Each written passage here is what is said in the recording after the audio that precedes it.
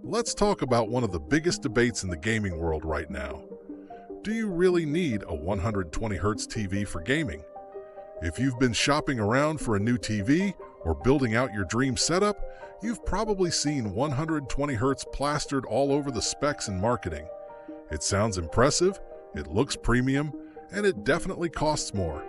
But is it truly necessary for the average gamer?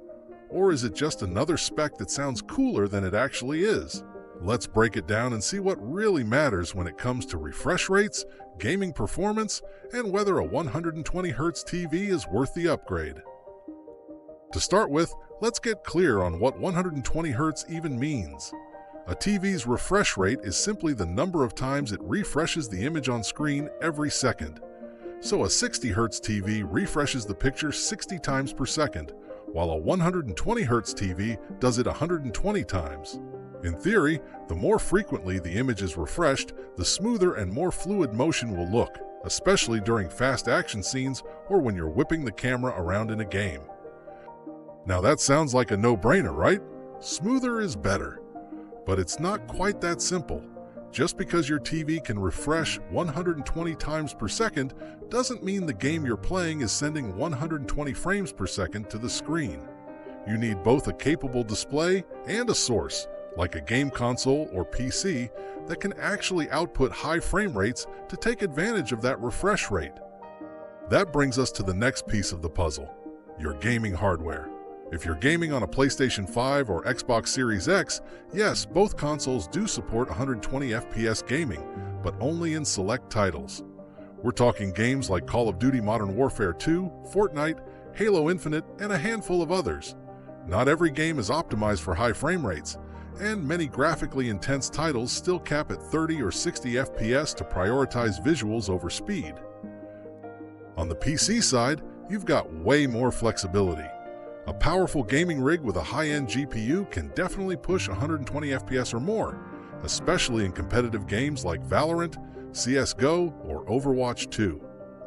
So if you're a PC gamer and your rig is up to the task, a 120Hz TV could make a noticeable difference, but only if you're playing those high frame rate games and you're actually hitting those numbers consistently.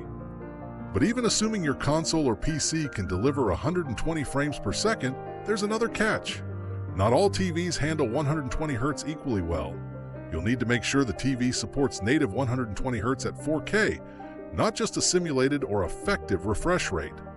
Some TVs advertise motion smoothing or artificial frame interpolation features that mimic the feel of 120Hz, but that's not the same thing.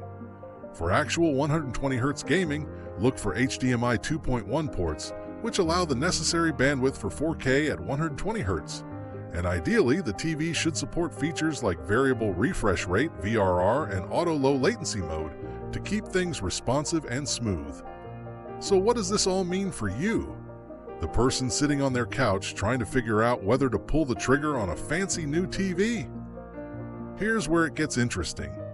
For most casual gamers, those who play story-driven games, enjoy single-player titles, or mostly game at 30 to 60 frames per second, a 60Hz TV is absolutely fine.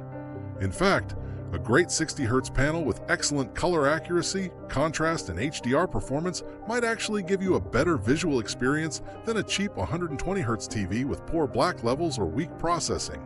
If your favorite games aren't running at 120 FPS, you're not really gaining anything by having a 120Hz panel. It's like buying a sports car but never leaving the neighborhood. The potential is there, but it's not being used. That said, for competitive gamers, the story is different. If you play fast-paced multiplayer games where split-second reactions matter, think shooters, racing games, or fighting titles, the smoothness of 120Hz really does help. The reduced motion blur, quicker response time, and overall fluidity can make your gameplay feel more connected and precise. You'll notice snappier aim, cleaner motion tracking, and a general sense of responsiveness that's hard to explain until you feel it. It's also worth mentioning that gaming at higher refresh rates can actually reduce input lag, not just visually, but in how fast your controller inputs are registered on screen. Combine that with low latency modes and VRR, and a high refresh TV can start to make a difference, even in less obvious ways. But let's not forget about cost. TVs with full HDMI 2.1 support and native 120Hz panels tend to be significantly more expensive.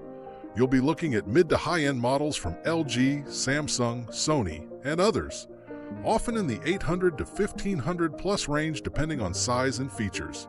So you have to ask yourself, is the cost difference worth the benefit based on the games you play and how sensitive you are to motion clarity?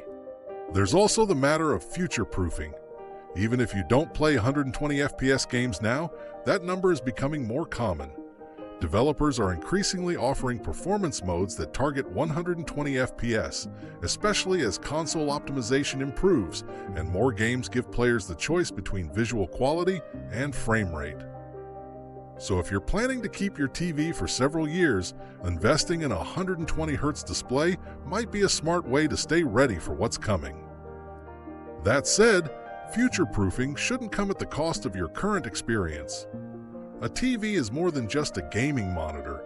It's also what you'll be watching movies and streaming content on, possibly every day. So things like local dimming, peak brightness, color accuracy, and viewing angles matter too. You don't want to compromise all of that just to chase a spec that you might only use in a few titles. At the end of the day, the decision comes down to your gaming habits, your expectations, and your budget. If you're a casual gamer or mostly stick to story-rich single-player games, you're probably better off with a high-quality 60Hz TV that nails picture quality, contrast, and HDR. You won't be missing out on much, and you can save a good chunk of money in the process. But if you're into competitive gaming, or you just want the absolute smoothest and most responsive gameplay possible, and your console or PC can deliver the frames, then yes, a 120Hz TV can be a worthy upgrade.